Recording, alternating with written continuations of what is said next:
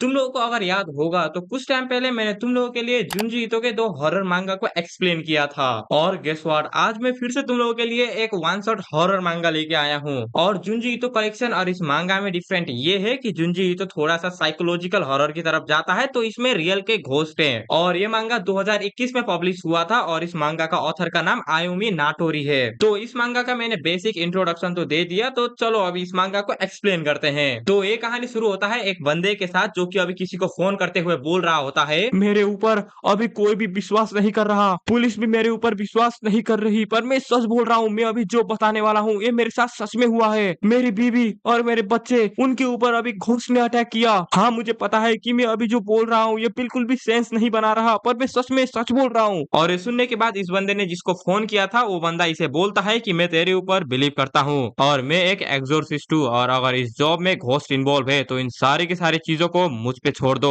और ये बोलते हुए हम लोग इस कैरेक्टर के आसपास देखते हैं जहाँ पर अभी बहुत ही ज्यादा घोस्ट होते हैं। उसके बाद एक कैरेक्टर अपना हाथ को हवा में उठाता है और उस बंदे को बोलता है, ऐसा बिल्कुल भी मत सोचना कि मैं बहुत ही ज्यादा अच्छा पर्सन हूँ, वो इधर ये एग्जोर्सिज्म पूरा हो या फिर ना हो तुम्हें मुझे पूरा पैसा देना पड़ेगा। और ये बोल के एक कैरेक्टर अपना मुट्ठी को बंद करता है, जिसकी वजह से उसके आसपास के सारे घोस्ट मर जाते हैं। और अभी हमें पता चलता है ये जो कैरेक्टर अभी बात कर रहा था वो एक लड़की है, यानी कि ये एक फीमेल कैरेक्टर है। और उसके बाद वो लड़की अभी उस लड़के को बोलती है, तो बोल क्या तू मुझे पूरा पैसा देगा? जिसमें वो लड़का अभी उस लड़की को बोलता है कि हाँ, मैं तुम्हें पूरा का पूरा पैसा दे दूंगा। जिसको सुन के वो लड़की अभी उस लड़के को बोलती है, तो फिर काम हो जा, और तेरे साथ अभी तक जो भी हुआ है वो सब कुछ मुझे अभी बता। जिसमें वो लड़का उसे बताने के लिए मान जाता है। उसके बाद वो लड़का अभी उस लड़की को अपने बारे में बताता है कि ये सब आखिर शुरू कैसे हुआ। वो लड़का अभी उस एग्जॉर्सिस्ट को बोलता है कि मैं बस एक ऑर्डिनरी ऑफिस वर्कर था, मेरे पास एक वाइफ थी, एक बेटा था जो कि मिडिल स्कूल में पढ़ता था, और एक डॉटर जो कि अभी एलिमेंट्री स्कूल में थी। उस टाइम पे मेरी वाइफ प्रेग्नेंट भी थी और हमारी फैमिली थोड़ी थोड़ी करके बड़ी हो रही थी। इसीलिए हम लोगों ने सोचा कि हम लोग इस अपार्टमेंट को छोड़ के एक बड़े हाउस में शिफ्ट होंगे। और जिस घर में हम लोग मूव करने वाले थे वो घर एक माउंटेन में था, और उस जगह को देख के ऐसा लगता था कि वहाँ पर अभी नया नया रेसिडेंटल एरिया बना है। इसीलिए हम लोगों ने उसी घर में मूव करने के बारे में सोचा, क्योंकि वो हमारे अपार्टमेंट से भी बहुत ही ज्यादा क्लोज था। और ये हमारी लाइफ की सबसे बुरी डिसीजन बन गया, क्योंकि हमें उस घर में कभी भी नहीं जाना चाहिए था। और ये बोलने के बाद हम लोग उस लड़के की अभी बेटी को देखते हैं जो कि अभी पागल हो रही होती है। वो लड़का अभी बोलता है कि सबसे पहले जो पागल हुआ वो मेरी बेटी थी। और वो लड़का अभी अपनी बेटी को बोल रहा होता है कि मानेमी क्या हुआ, आखिर तुम किसको देख रही हो? जिसमें मानेमी अभी अपने डैड को बोलती है कि वहाँ पर देखो, जहाँ पर वो लड़का भी देखता है, और उसे तो ऐसा लग रहा होता है कि मानवी किसी कॉकरोच के बारे में बात कर रही है। पर मानवी अभी अपने डैड को बोलती है कि वहाँ पर एक इंसान है, वो इंसान अभी हमें देख रहा है। जो सुन के अभी वो लड़का बोलता है कि जिस जगह पे मानवी ने दिखाया था वहाँ पर कुछ भी नहीं था। और वो सुन के मैं घबरा गया था, पर उस टाइम पे मैं बस अपनी बेटी को कम्फर्ट ही कर सकता था, क्योंकि वो बहुत ही ज्यादा डर गई थी। कुछ दिन बीतने के बाद मेरा बेटा भी बहुत ही ज्यादा अजीब बातें करता था। और अभी हम लोग उस बंदे का बेटा को देखते हैं जो कि मानामी का हाथ पकड़ते हुए अपने डैड को बोल रहा होता है, मानामी कब से कह रही है कि मेरे रूम के सीलिंग में एक औरत है, आखिर ये कितना ज्यादा बोलती है, और इस मानामी की वजह से मुझे अभी अपने रूम में रहने में भी डर लग रहा है। और ये सुनने के बाद वो बंदा और उसकी वाइफ भी नहीं समझ पा रहे होते कि आखिर उसकी बेटी के साथ क्या हुआ है। इसीलिए वो लोग अपनी बेटी को अभी एक साइकेट्रिस्ट के पास लेके गए होते हैं, पर वो साइकेट्रिस्ट में नहीं बता पाता कि आखिर उनकी बेटी के साथ क्या हुआ है। उसके बाद वो बंदा और उसकी वाइफ सामने अपने घर में टेबल में बैठ के बात कर रहे होते हैं कि आखिर मानामी के साथ क्या हुआ है, और अभी ये लोग बहुत ही ज्यादा स्टूपिड डिसीजन लेने वाले हैं। वो लड़का तो अभी बोल रहा होता है कि ऐसा हमारे साथ कभी भी नहीं हुआ था, जिसमें उसकी वाइफ अभी उसे बोलती है कि जब से हम लोग इस घर में आए हैं तब से हमारे साथ ऐसा ही हो रहा है, क्यों ना हम लोग इस घर को छोड़ के कहीं पर और शिफ्ट हो जाए। मैंने अभी मानामी का जैसा हालत है इसके बारे में ऑनलाइन से थोड़ा सा एडवाइस लिया, जहाँ पर मुझे पता चला कि मानामी अभी जिस एज में है वहाँ पर उनको भूत दिखाई देते हैं। इसलिए मैं सोच रही थी कि क्या पता शायद इस घर में भी भूत हो सकता है। पर उसका हस्बैंड अभी ये सब सुनने के बाद भी थोड़ा सा स्टूपिड वाला डिसीजन लेता है और अपनी वाइफ को बोलता है, तुमने तो ये सारी की सारी एडवाइस सिर्फ इंटरनेट से ही पाया है ना, और इसका कुछ भी प्रूफ नहीं है, और ऊपर से ये भूत बिल्कुल भी एग्जिस्ट नहीं करते,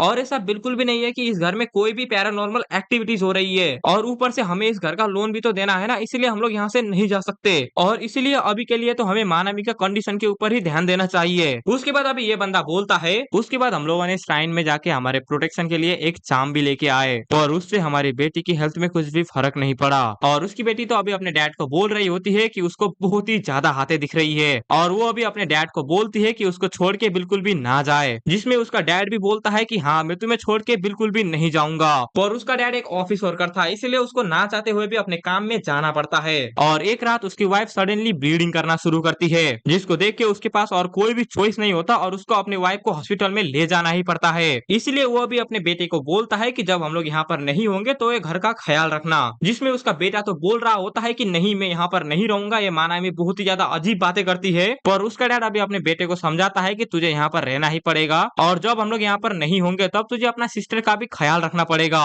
जो सुनने के बाद उसका बेटा तो कुछ भी नहीं बोलता, पर उसका फादर वहाँ से चला जाता है। उसके बाद वो बंदा अभी बोलता है कि मेरा बेटा ने मेरी सारे के सारे इंस्ट्रक्शन को फॉलो किया, पर किसने सोचा था कि उस दिन कुछ ऐसा हो जाएगा। और ये बोलने के बाद अभी हम लोग उसके बेटे को देखते हैं, जो कि अपनी सिस्टर को बोल रहा होता है कि जाके सेकंड फ्लोर में सो जाओ, जिसमें उसकी सिस्टर बोलती है कि नहीं, मैं वहाँ पर अकेले नहीं जाऊंगी, वो हाथ मुझे पकड़ लेंगे। पर ये सुन के उसके ब्रदर को बहुत ही ज्यादा गुस्सा आता है और वो अपनी सिस्टर को बोलता है कि मैंने तुम्हें कितनी बार बोला है कि इसके बारे में मुझे मत बताया करो, और ऊपर से तुम्हारी ये घोस्ट वाली बात की वजह से अभी सभी लोगों को प्रॉब्लम हो रहा है, इसीलिए चुपचाप अपने रूम में जाके सो जाओ। और ये सुनने के बाद उसकी सिस्टर जाना तो नहीं चाहती, पर उसका ब्रदर जैसे भी करके उसे भेज देता है और उसका ब्रदर अभी उसे बोलता है कि ऊपर कोई भी नहीं है, तुम जाके सो सकती हो, और ऊपर से मेरा रूम भी फर्स्ट फ्लोर में है, अगर कुछ हुआ तो मैं तुम्हारे पास आ जाऊंगा। और आई होप कि तुम लोग समझ रहे हो कि आखिर इसने ऐसा क्यों किया होगा, बिकॉज इसकी सिस्टर कब से बोल रही है कि उसके हाथ दिखता है, कोई लोग दिखता है, पर ये नहीं देख पाता ना, और ऊपर से ये भी इतना ज्यादा बड़ा नहीं है, तो इसलिए वो अपनी सिस्टर का अगर ऐसा हालत देखेगा तो ऑफकोर्स उसको भी डर लगेगा, इसलिए वो अपनी सिस्टर के ऊपर अभी चिल्ला रहा है। उसके बाद जब वो वहां से जा रहा होता है तभी वो अपना सिस्टर का आवाज सुनता है, जो कि उसे बोलती है कि यहाँ से मत जाओ। और ये सुनने के बाद जब वो बंदा पीछे देखता है तब उसकी तरफ कुछ चीज आ रही होती है, और नेक्स्ट पैनल में हम लोग देखते हैं कि उसके सामने उसका सिस्टर का सर होता है, और वो अभी अपने ब्रदर को देखते हुए बोल रही होती है कि तुमने मुझे झूठ बोला, तुमने बोला था कि वहाँ पर कोई नहीं था।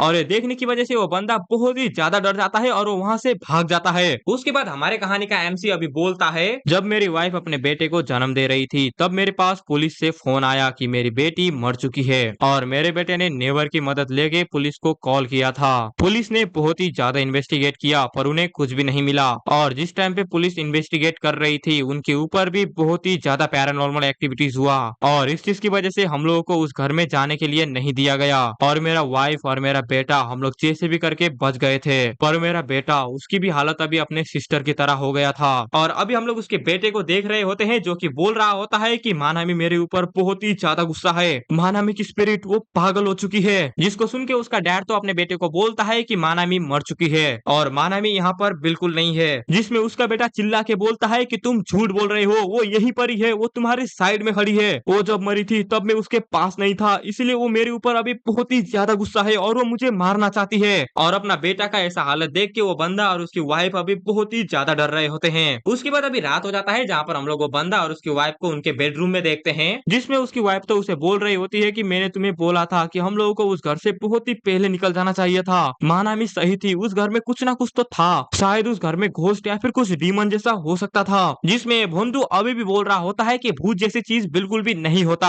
और जब ये बंदा ये बोल के खत्म करता है तब हम लोग देखते हैं कि उसके पीछे अभी उसका बेटा आ चुका है, जिसको देख के वो आदमी और उसका वाइफ बहुत ही ज्यादा डर जाते हैं। पर उसका बेटा अभी अपने बाप को बोलता है कि हाँ, माँ बिल्कुल सही है, उस जगह पे एक भूत था, जिसको देख के उसका बाप अभी बोलता है कि तू आखिर यहाँ पर क्या कर रहा है, तुझे तो अभी अपने रूम में सोना चाहिए था। पर उसका बेटा अभी अपने बाप को बोलता है कि मानामी को भूत ने मारा है, और जब मानामी मरी थी तब से वो अभी तक घोस्ट बन चुकी है, और वो तब से मेरे साथ है, वो हमेशा मुझे बोलती रहती है कि वो मेरे पास फिर से वापस आएगी, वो हमारे साथ फिर से वापस आना चाहती है। जिसके बाद अभी अपना मेन कैरेक्टर तो बोल रहा होता है कि तब उसने जो बोला था तो उसको समझना बहुत ही ज्यादा मुश्किल था, पर कुछ दिन बाद वो बातें सच होते हुए हम लोगों को दिखाई दे रही थी, बिकॉज मेरी वाइफ अपने आप ही प्रेग्नेंट हो गई थी, जिसको देख के अभी उसकी वाइफ अपने हस्बैंड को बोल रही होती है कि मैंने किसी के साथ भी सेक्स नहीं किया है, इसीलिए आखिर मेरे साथ क्या हो रहा है। और ये चीज देख के वो बंदा अभी अपने वाइफ को हॉस्पिटल लेके जाता है, जहाँ पर डॉक्टर अभी उसके वाइफ को बोलते हैं इनके पेट में कोई भी बच्चा नहीं है, बस इनको ऐसा लग रहा है कि इनके पेट में अभी बच्चा है, इसलिए इनका पेट फूला जा रहा है। इस कंडीशन को हम लोग फैंटम प्रेगनेंसी बोलते हैं, जहाँ पर पेशेंट को ऐसा लगता है कि वो लोग प्रेग्नेंट है, पर वो लोग प्रेग्नेंट नहीं होते।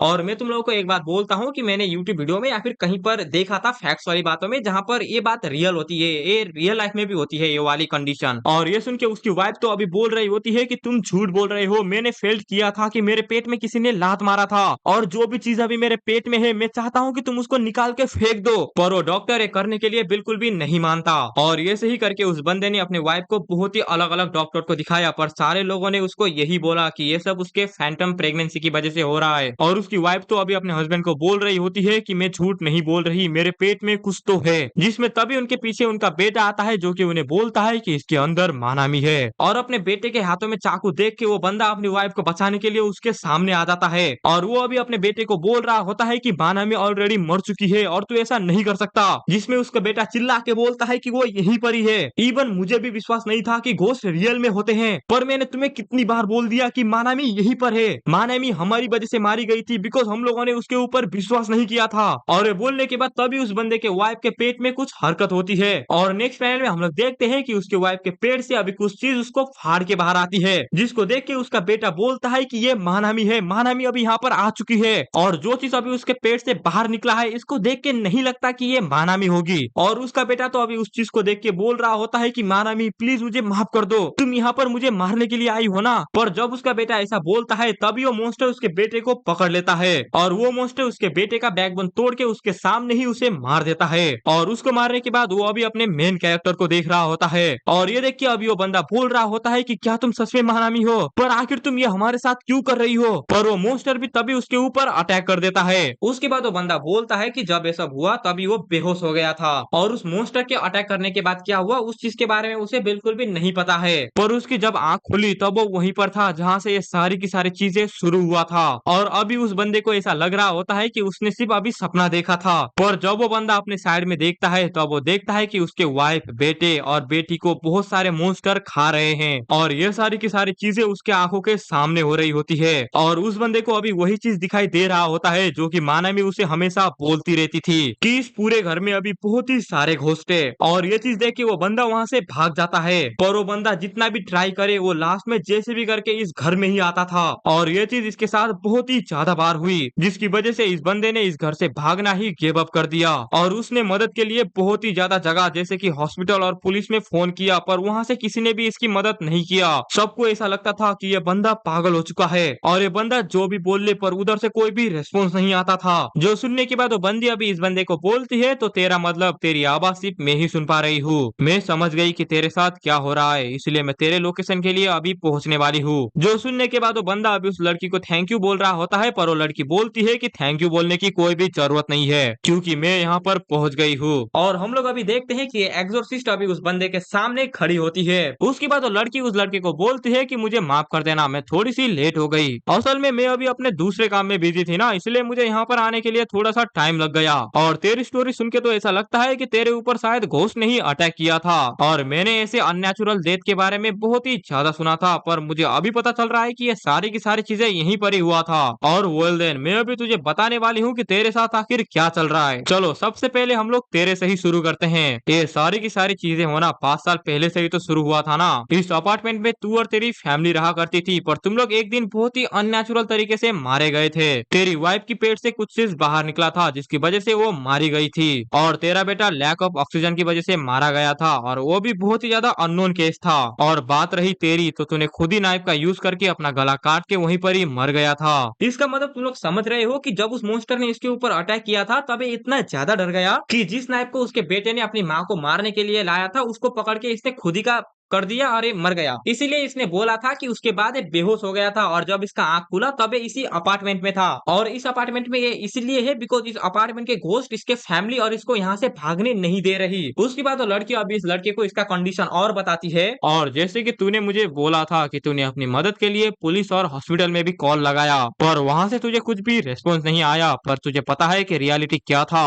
रियलिटी ये नहीं था कि वो लोग तुझे सुनना नहीं चाहते थे, बल्कि रियलिटी ये था कि वो लोग तेरी आवाज ही नहीं सुन पा रहे थे क्योंकि तू अभी मर चुका है और तू अभी एक घोस्ट बन चुका है। जिसको सुनने के बाद उस बंदे को अभी विश्वास नहीं हो रहा होता कि वो बंदा अभी घोस्ट बन चुका है। पर वो लड़की अभी उस बंदे को और बोलती है तेरी फैमिली भी 5 साल पहले ही मारी गई थी और वो लोग भी अभी घोस्ट बन चुके हैं। पर अभी ऐसा लगता है कि तेरी फैमिली घोस्ट बनने के बाद भी इसी घर में ट्रैप हो गई है और ये सब इसी लैंड की घोस्ट की वजह से हो रहा है। तू और तेरी फैमिली पोजेस्ड हो गई थी। वो स्पिरिट जो कि तेरी वाइफ की पेट को फाड़ के बाहर आया था वो स्पिरिट वही था था जिसको तेरी बेटी देखा करती थी, और उसी चीज ने तेरी वाइफ, तेरी बेटी और तेरे बेटे को पोजेस किया था। और मेरे पास स्पिरिचुअल पावर है, इसलिए मैं बता सकती हूँ कि ये सारे के सारे लोग वो है जो कि एक एपिडेमिक की वजह से मारे गए थे। यहाँ पर रेसिडेंटल एरिया बनाने के लिए इस माउंटेन को साफ किया गया था, पर ये चीज होने से पहले यहाँ पर एक एपिडेमिक फैली थी जिसकी वजह से बहुत सारे विलेजर्स मारे गए थे। वो लोग ऐसे हार्श कंडीशन में किसी सैल्वेशन को ढूंढ रहे थे,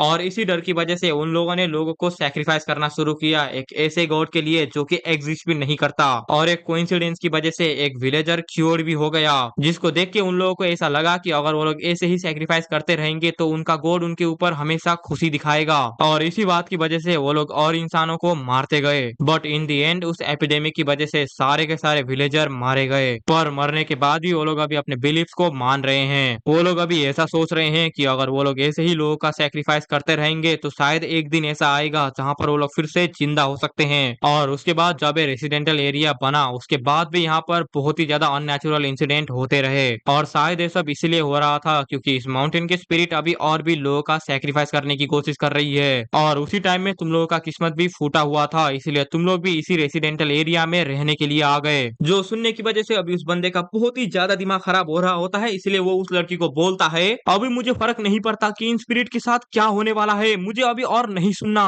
बिकॉज आफ्टर ऑल मैं अभी सेफ हूँ और मैं अभी अपना फैमिली को बचाना चाहता हूँ, और तुम भी बहुत ही ज्यादा इनक्रेडिबल पर्सन हो, इसलिए तुम मेरी मदद करोगी ना। जिसमें वो लड़की उसे बोलती है कि ये इम्पॉसिबल है, तेरी फैमिली मर चुकी है, इसलिए अपनी डेथ को एक्सेप्ट कर ले और रेस्ट इन पीस हो जा। जो सुनने के बाद वो बंदा अभी उसके सामने भीख मांगता है कि प्लीज हमें बचा लो, हम लोगों ने कुछ भी नहीं किया, हम लोग तो बस नॉर्मल लाइफ जीना चाहते थे। जो सुनने के बाद वो लड़की अभी उसे बोलती है कि हाँ तूने कुछ भी नहीं किया, तेरी बेटी ने तुझे कितनी बार कंप्लेन किया था कि वो भूत को देख रही है, तेरी वाइफ ने भी तुझे सजेशन दिया था कि हम लोग यहाँ से चले जाते हैं, पर तूने उसकी बात भी नहीं मानी, इसीलिए तू अभी जिस सिचुएशन में है इन सारे के सारे सिचुएशन में तू अपने डिसीजन की वजह से ही फंसा हुआ है। और ये सुनने के बाद अभी उस बंदे को अपना गलती का रियलाइज हो रहा होता है, पर वो लड़की अभी उस बंदे को बोलती है और मेरा फी हुआ है 3 मिलियन, क्या तू इस पैसे को मुझे दे भी सकता है। जो सुनने के बाद वो बंदा बोलता है कि क्या तूने क्या बोला, पर वो लड़की उसे बोलती है कि मैंने तुझे पहले ही बोला था कि मैं पैसे के लिए काम करती हूँ,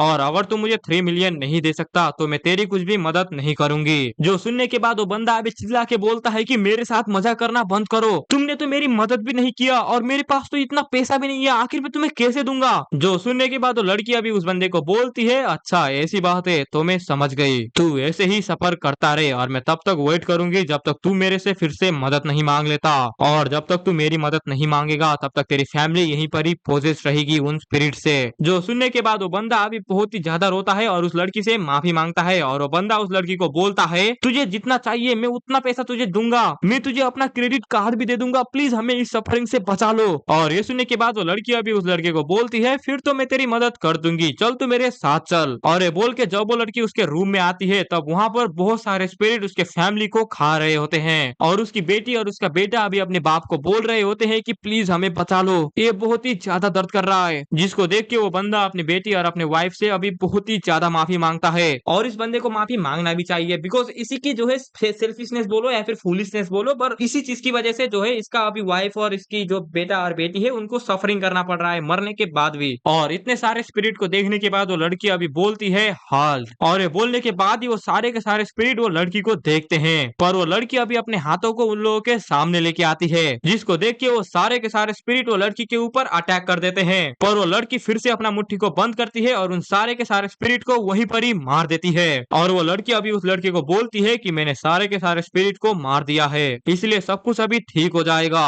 और वो बंदा अभी अपनी बेटी, वाइफ और अपने बेटे को देख के माफी मांग रहा होता है, और वो बंदा अभी अपने फैमिली को देख के बोल रहा होता है कि तुम लोग अभी सफर नहीं करने वाले हो, जिसको सुन के उसकी बेटी भी बोलती है कि डैडी सब कुछ ठीक हो गया क्या, जिसमें वो बंदा बोलता है कि हाँ सब कुछ ठीक हो गया, अभी तुम्हें कोई भी दर्द नहीं देगा, तुम लोग अभी पीसफुली सो सकते हो। और उसकी बेटी अभी अपने डैड को बोल रही होती है कि डैड चलो अभी हम लोग यहाँ से हेवन के लिए चलते हैं। और जब उसकी बेटी ऐसा बोल रही होती है तब हम लोग देखते हैं कि उसके सामने वो मॉन्स्टर अभी खड़ा होता है, और उसके बाद हम लोग डायरेक्ट देखते हैं कि उस मॉन्स्टर ने उस लड़की को भी मार दिया है, और वो मॉन्स्टर अभी उस लड़की को गोजो ट्रीटमेंट देता है, जिसको देख के वो बंदा अभी अपने पीछे देखता है जहाँ पर वो कुछ ऐसा देखता है, वो मॉन्स्टर उस लड़की के अपर बॉडी में है और उस लड़की का अपर बॉडी अभी जमीन में है, जिसको देख के वो बंदा भी बहुत ही ज्यादा डर जाता है, पर वो मॉन्स्टर उसके ऊपर अटैक कर देता है। और नेक्स्ट पैनल फाइनल में हम लोग देखते हैं कि उस मॉन्स्टर ने भी उस लड़के को अभी गोजो ट्रीटमेंट दिया होता है और लास्ट में हम लोग देखते हैं कि सारे के सारे स्पिरिट और घोस्ट मारे गए हैं और लास्ट में सिर्फ वो मॉन्स्टर ही बचा हुआ है। और उसके बाद अभी हम लोगों को पता चलता है कि बहुत दिनों के बाद पुलिस को वहां पर एक लड़की की लाश मिली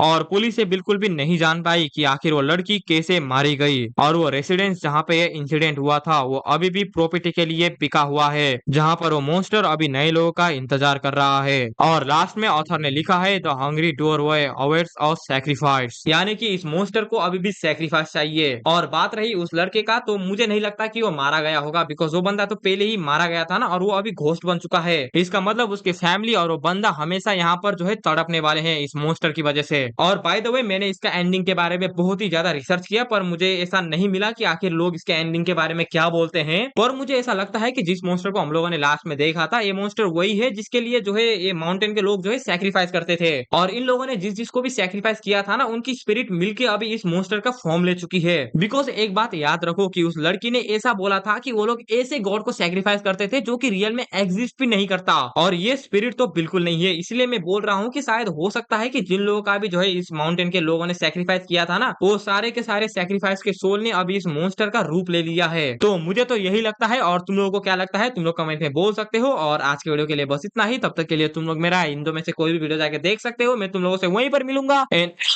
motherfucker and as always good bye.